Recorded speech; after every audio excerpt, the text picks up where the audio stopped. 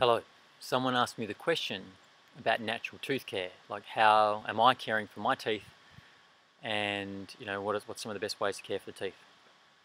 So first of all, I'll start with what I'm doing here at the academy is that I've stopped using toothpaste. I've stopped using toothpaste because the body has its own intrinsic ability to manage detoxification and healing, and we tend to forget this. But it'll only be able to do that if we take the load off the body.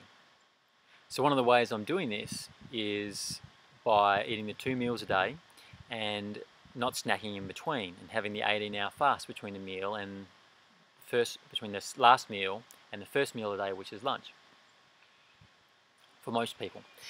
So what this does, it enables the natural saliva, which should be alkaline, to cleanse the mouth and cleanse the teeth, and your tongue also to work unconsciously there, sometimes consciously, to keep your teeth clean. So some of the things that you'll find happening, initially you might get an increase in teeth sensitivity, but that should quickly clear up, and it did quickly clear up in my case. In fact, teeth were only sensitive for literally a couple of days. But also while you're detoxing, you're going to get a bit of a khaki mouth, so it's going to feel a bit disgusting in there because you're detoxing. So you've got to remember to drink plenty of water. And that's just something that you have to go through, and a bit of bad breath. But bad breath is a sign that your body is toxic. So it also could be a sign that you're dehydrated. And if you keep your mouth shut all the time and it's not moist and anaerobic bacteria start to form, then it's also going to get a bit smelly.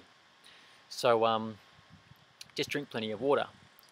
But there's actually a natural flume on your teeth and around your teeth of bacteria, which are part of its protective mechanisms.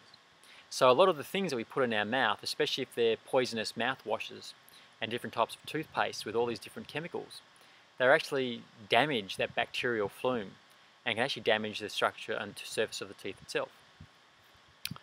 Sodium lauryl sulfate or laureth sulfate, fluoride, aluminium, they're endocrine disruptors in nervous system, poisoners and damages of the nervous system. So these are things we should be avoiding in our toothpastes and our mouthwashes. Alcohol can cause cancer of the gums and all these types of things. So, and they kill the natural flume of our bacteria. And not only do they kill the bacteria, but within that bacteria themselves, there's also B12. There's B12 that form between the teeth with those bacteria and through our nasopharynx area that the body, when we swallow, can take. But when you're poisoning your mouth with all these things, that type of thing can never form. But so that's something that's to be aware of. However, you should be brushing your teeth, and this is what I have. This is actually a toothbrush with bamboo here, but the bristles are part nylon and part bamboo. So I think 33% of them are bamboo. But if they were all bamboo, I think it would be a bit too soft. But that's the softest toothbrush I've ever had. You've got to let it dry out between uses. Don't shut it up in your little toothbrush holders like I have here, because they will go mouldy and I had to buy a new one. So allow it to dry out, because it is wood and bacteria like moist surfaces. So also too, don't leave them uncovered in bathrooms where your toilet is, because every time you flush the toilet, fecal matter and urine gets micronized and sprayed through the room, and that's why you'll find it on your toothbrush in bathrooms that share a toilet. So in that case, keep them into something which is covered up, or put them somewhere else, I think. But a soft bristled toothbrush, as soft as you can find, not the coarser ones, because they are less damaging on your gums and your teeth. And analysis have showed that you can even find micro fine lines from the abrasion of toothbrushes which are too tough, too abrasive. So definitely brushing your teeth after every meal. More so if you need to, but there's no need to overdo it. But definitely after every meal. Flossing, preferably once a day, or even after every meal, but at least every 2 to 3 days at most, because that's going to help care for your gums, because even food particles, whether they're vegetarian or whether they're animal products, they're going to rot. And it's going to create smelly breath, and it's also going to create the grounds for tooth decay. So you do have to floss, or you can use a toothpick. It's interesting that the natives actually use a soft twig. They'd get a twig from a plant that was soft, and they'd chew it and they'd use that to clean their teeth, and that seemed to work pretty good. But if you remember that teeth are actually bones, then the foundation for their health actually lies within us. So a diet which is high in minerals to build the bones, which is alkaline, because acidic foods create an acidic environment in the body, and as the pH becomes more acidic and our saliva becomes acidic, the destructive bacteria and germs live in acidic environments.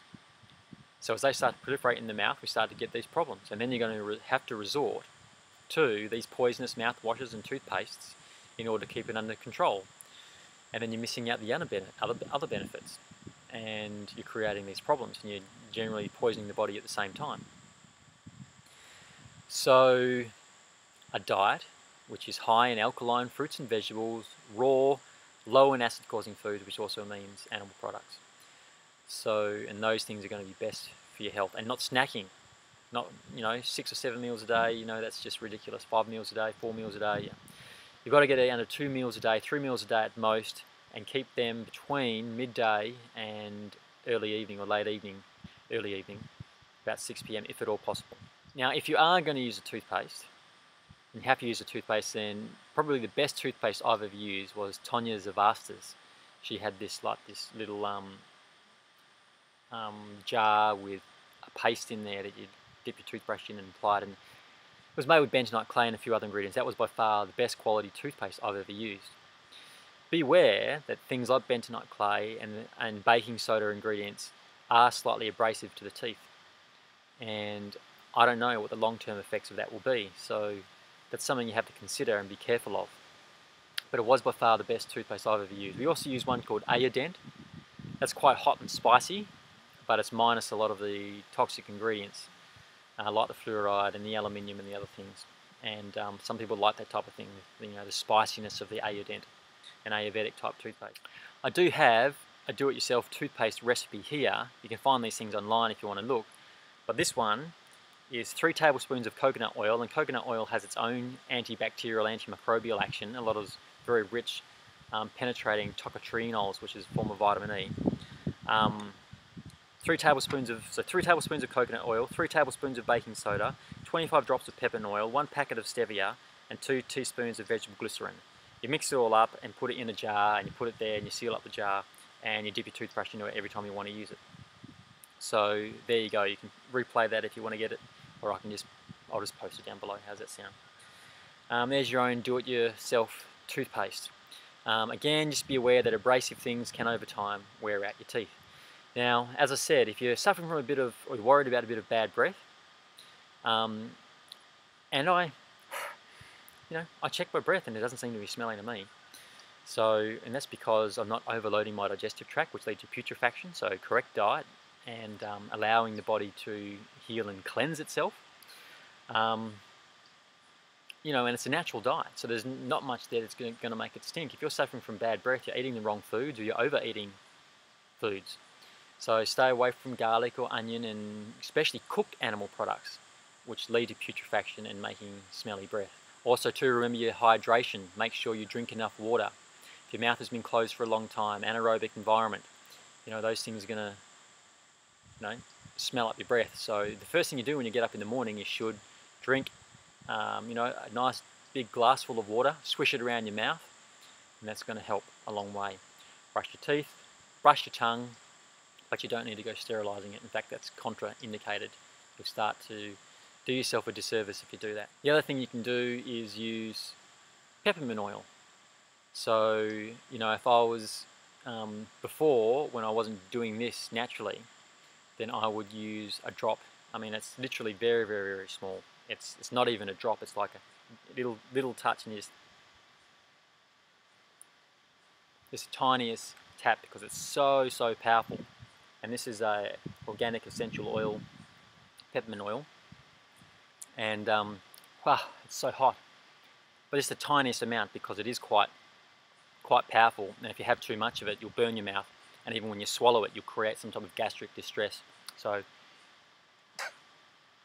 excuse me, I had to do that because it's a bit strong. It's the first time I've tasted anything like that for the last 8 weeks. So that's something you can do. If you feel you need to freshen your breath up, but you can do it naturally. You know, you don't need to apply all these poisons into your body and into your mouth especially, you know, that disrupt the natural bacterial action, you know, that protect your teeth and also produce B12. So now I actually have this little hole at the back of this tooth back here. It's on the top of the back molar, and that formed in a particular stage of my life a few years ago when I was being very bad with my diet. So I'm actually using that to monitor, like if my diet isn't bad and I haven't been, you know, paying attention to it, then I can see this little black hole back there, and it's about the size of a little bit bigger than a pinhead.